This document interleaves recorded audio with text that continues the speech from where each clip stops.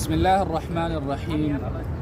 محترم ورونو، د رسول الله صلی الله علیه وسلم سره مینه چې ده هغه دوه قسمه ده، او یو د هغه ذات سره مینه ده او یو د هغه د اعمالو او د سنت طریقو سره، د هغې د ویناو سره کوم چې هغې د امت ته کړي دي.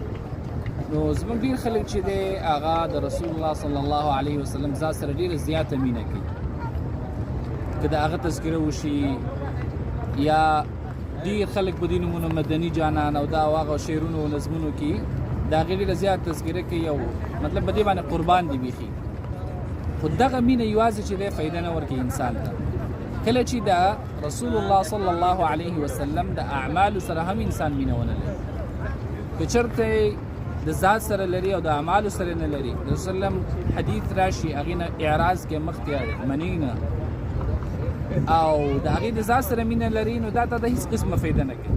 او که چېرته د هغې د اعمالو سره مینه لري او ذات سره نه لري، بیا هم فایده نه کوي. نو دا دواړه داسې دي لکه د یو مرغه دپاره دوه وزري، که یو وزر هم ټیکټ شي نو هغه مزل نشي کولی، هغه اولتلی نشي. نو دغه رنګې د رسول الله صلی الله علیه وسلم سره مینه محبت هم پکار دی، د هغې ذات سره هم پکار دی، دا هم د ایمان یوه برخه ده. او د رسول الله صلی الله علیه وسلم د اعمالو سره هم مینه او محبت پکار دی.